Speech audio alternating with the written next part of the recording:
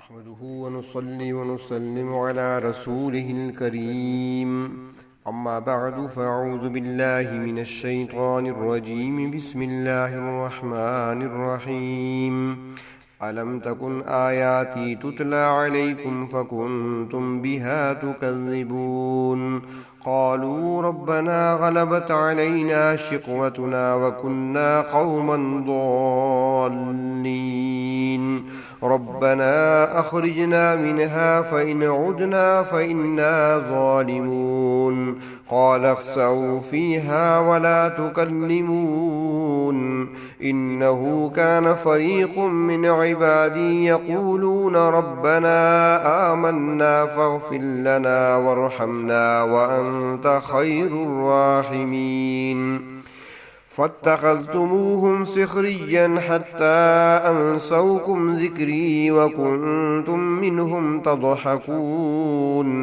إني جزيتهم اليوم بما صبروا أنهم هم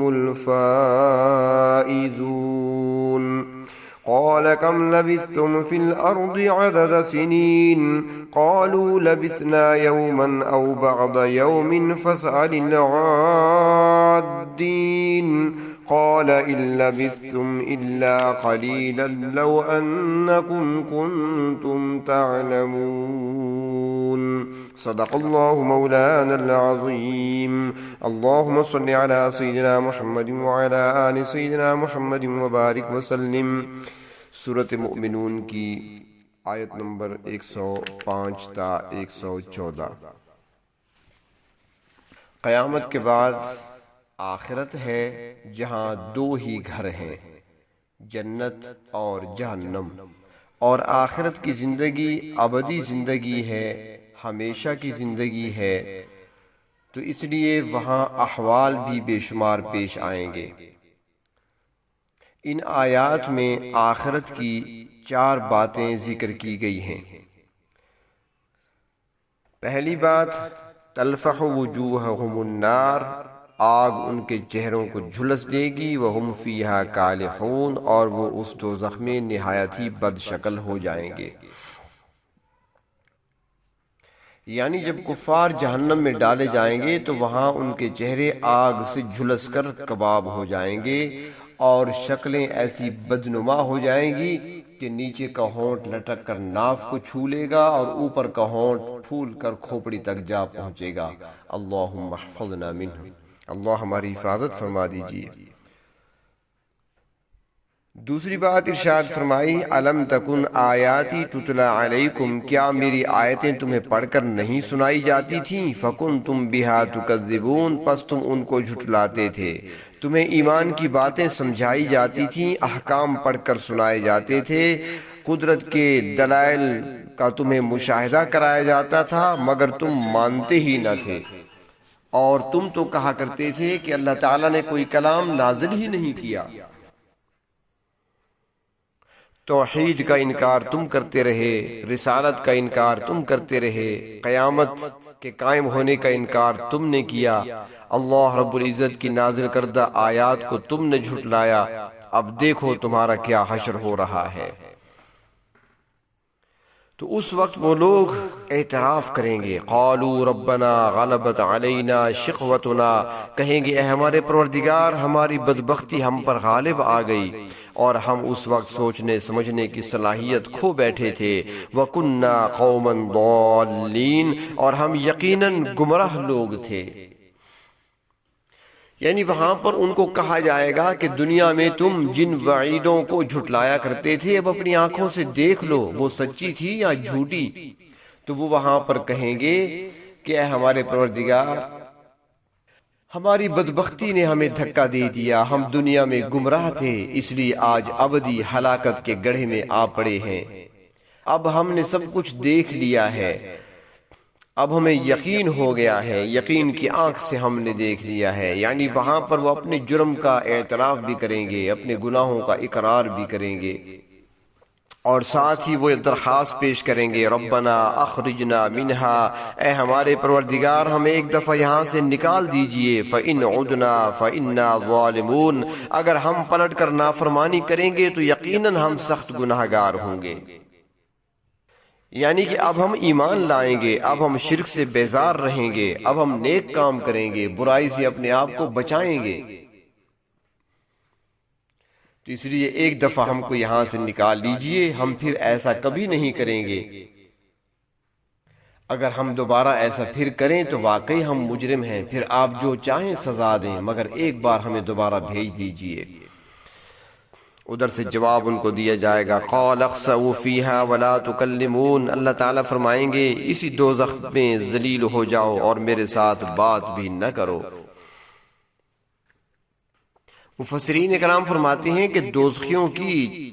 چیخ و پکار اور پھر اس پر اللہ رب العزت کی طرف سے آنے والا جواب، اس کے درمیان میں فرماتے ہیں کہ 1000 سال کا وقفہ ہوگا، یعنی کہ 1000 سال تک وہ چیختے رہیں گے، چلاتے رہیں گے، پکارتے رہیں گے، 1000 سال کے بعد انہیں یہ جواب دیا جائے گا۔ یہ تو نافرمانوں کا حال بیان کیا، آگے آخرت کی احوال میں سے تیسری بات بیان کی جا رہی ہے، اور اس میں کفار کو مؤمنین کا بہترین انجام سنایا جا رہا ہے، تاکہ ان کی حسرت بڑھے اور وہ جان لیں کہ جو لوگ دنیا میں ہماری نظروں میں بے حیثیت تھے، آج کس اعلیٰ مقام پر فائز ہیں۔ تو ارشاد فرمایا، انہو کان فریق من عبادی، میرے بندوں میں ایک گروہ ایسا بھی تھا، یقولون ربنا آمنا، جو کہتے تھے اے ہمارے پروردگار ہم ایمان لے آئے ہیں، آپ کی توحید کو ہم نے تسلیم کر لیا ہے، ہم نے یقین کر لیا ہے کہ قیامت آئے گی، فاغفر لنا، لہذا ہماری غلطیاں معاف فرما دیجئے، وارحمنا، اور ہم پر رحم فرما دیجئے، وانت خیر الراحمین، اور آپ تو سب سے بڑھ کر اور سب سے بہتر رحم کرنے والے ہیں۔ فرمایا کہ میرا یہ گروہ میرا اطاعت گزار گروہ تھا، اپنی غلطیوں اور کوتاہیوں کی معافی طلب کرتے رہتے تھے، مگر تم نے اس گروہ کے ساتھ کیا سلوک کیا تھا دنیا میں۔ یہ مکی دور کے کمزور اور بے سہارا مسلمانوں کی دعا ہے، اور بڑی اہم دعا ہے، ہمیں بھی یہ دعا کرنی چاہیے، اور خصوصاً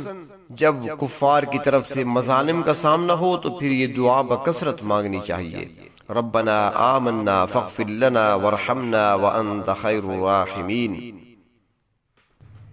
آگے فرمایا، فاتخذتموہم سخریا، جب وہ لوگ اس انداز سے عاجزی انکساری سے اپنے رب کو پکارتے تھے اور اپنے رب کے سامنے ہاتھ پھیلایا کرتے تھے، تو فرمایا تم نے انہیں ٹھٹا اور مذاق کا نشانہ بنایا۔ وہ بظاہر تو مادی لحاظ سے کمزور تھے، مگر صاحب ایمان تھے، اور تم ان سے مذاق کرتے رہتے تھے، حتی انسوکم ذکری، یہاں تک کہ انہوں نے تم کو میرے ذکر سے غافل کر دیا، یعنی تم میرا ذکر کرنا ہی بھول گئے، ان کے ساتھ مذاق کرتے کرتے مجھے بھی بھلا دیا تم نے۔ صاحب ایمان لوگوں نے ذکر سے کیسے غافل کر دیا؟ مفسرین اکرام فرماتے ہیں کہ منکرین اہل ایمان کے ساتھ ٹھٹھا کرتے تھے، اور ٹھٹھا مذاق کرنے میں اس قدر منہمک ہو چکے تھے کہ انہیں اللہ کی یاد کے لیے وقت ہی نہیں ملتا تھا۔ وَفْمَا وَكُنْتُمْ مِنْهُمْ تَضْحَكُونَ، اور تم ان کی ہنسی اڑاتے تھے۔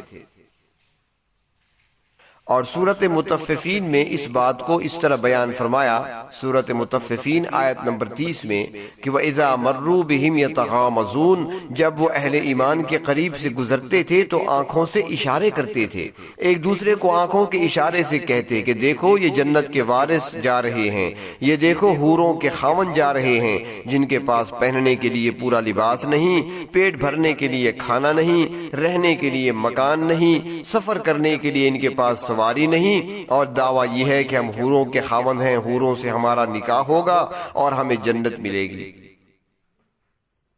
تو اللہ تعالیٰ فرمائیں گے وہاں پر کہ تم تو وہ ظالم لوگ ہو جو میرے صاحب ایمان بندوں کے ساتھ تم مذاق کیا کرتے تھے۔ پھر اللہ تعالیٰ فرمائیں گے انی جزیتہم اليوم بما صبروا، بے شک آج کے دن میں نے ان کو بدلہ دیا ہے اس وجہ سے کہ انہوں نے تمہاری طرف سے پہنچنے والی ایذاؤں پر صبر کیا، اور اس کا پھل پھر یہ ملا انہم ہم الفائزون، بے شک یہی لوگ فائز المرام ہونے والے ہیں، یہی لوگ کامیاب ہونے والے ہیں۔ یعنی اب دیکھ لو، وہ ہیں وہ کمزور لوگ جن کو تم کمزور سمجھا کرتے تھے، جن کے ساتھ تم مذاق کیا کرتے تھے، آج دیکھ لو جنت کے بالا خانوں میں وہ عیش کرتے ہیں، اور یہ ان کو تمہاری طرف سے پہنچنے والی ایذا رسانیوں پر صبر کا صلہ ملا ہے، اور تم ستانے والے آج ناکامی کے عذاب میں گرفتار ہو۔ اور ان غریبوں کا کیا بگڑا، مصیبت تو تمہارے سر پہ پڑی ہے، وہ تو کامیاب و کامران ہو گئے۔ اس دن یعنی قیامت کے دن اللہ تبارک و تعالی مجرموں سے یہ بھی پوچھیں گے، قال کم لبثتم فی الارض عدد سنین، تم زمین میں کتنے سال تک ٹھہرے، کتنا عرصہ تم زمین میں ٹھہرے۔ دنیا میں رہ کر تو عذاب کے جلدی لانے کا مطالبہ کرتے تھے اور کہتے تھے، سورۃ ملک میں ہے آیت نمبر 25، متی ھذا الوعد ان کنتم صادقین، یہ وعدہ کب پورا ہوگا، قیامت کب آئے گی، جزائے عمل کی منزل کب آئے گی؟ تو فرمایا کہ اب یہ بتاؤ کہ دنیا میں تم کتنا عرصہ رہے جو اس طرح کے مطالبات تم پیش کرتے تھے۔ آخرت میں کفار کو احساس دلایا جائے گا کہ دنیا کی زندگی چند لمحوں سے زیادہ نہیں تھی، اگر وہ ان چند لمحوں کو اللہ کی اطاعت میں گزارتے تو آج عیش کرتے۔ تو وہاں پر جب ان سے پوچھا جائے گا تو ان کا جواب ہوگا، قالوا لبثنا یوما او بعض یوم، کہ ہم دنیا میں ایک دن یا دن کا کچھ حصہ ٹھہرے۔ یعنی اس دنیا کی 50، 60، 70 یا 100 سالہ زندگی انہیں قیامت کے دن ایک لمحے کے برابر یعنی دن کے ایک حصے کے برابر محسوس ہوگی۔ فرمایا فاسأل العادین، اگر تمہیں اپنی دنیاوی زندگی کا شمار یاد نہیں ہے تو شمار کنندہ فرشتوں سے پوچھ لو، وہ تو تمہارے ایک ایک لمحے کو شمار کرتے رہے ہیں اور تمہارے ہر نیک اور بد اعمال کو، افعال کو، اقوال کو ریکارڈ کرتے رہے ہیں، ان سے پوچھ لو، وہ تمہیں صحیح صحیح بتا دیں گے کہ تم دنیا میں کتنا عرصہ ٹھہرے ہو۔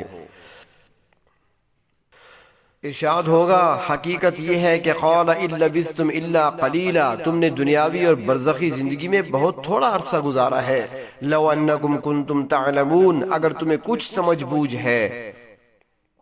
دنیا کی تھوڑی سی تو زندگی تھی، آزمائش اور امتحان کے لیے تمہیں بھیجا تھا، اور تم نے اس زندگی میں لہو لعب، کفر اور شرک اور نافرمانی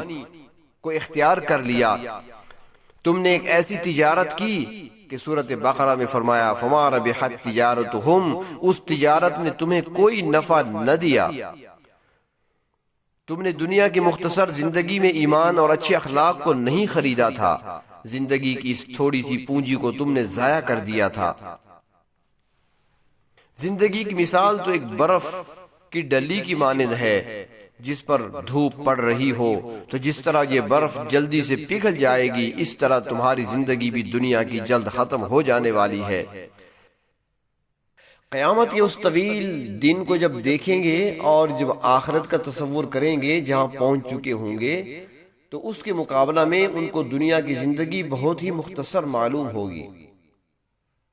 دنیا کی زندگی ربڑ کی مثال ہے، جب سمٹ جاتا ہے تو ذرا سا رہ جاتا ہے۔ اسی طرح وقت بھی جب بیت جاتا ہے تو چند لمحوں سے زیادہ معلوم نہیں ہوتا۔ تو وہاں پر ان سے کہا جائے گا کہ کاش تم دنیا کی زندگی میں غفلت اختیار نہ کرتے اور دنیا کی زندگی کو اپنی ہمیشہ کی زندگی نہ سمجھتے اور اس دنیا پر مغرور ہو کر اپنے انجام سے غافل نہ ہوتے۔ اگر وہاں تم نے سوچ لیا ہوتا، تیاری کی ہوتی، تو آج تم بھی عیش کر رہے ہوتے اور وہ نعمتیں تمہیں بھی حاصل ہوتی جو آج ایمان والوں کو اور اخلاص والوں کو مل رہی ہیں۔ اللہ تبارک و تعالی اپنے مخلص اور مقرب بندوں میں شامل فرمائے ہمیں۔ وآخر دعوانا ان الحمد للہ رب العالمین۔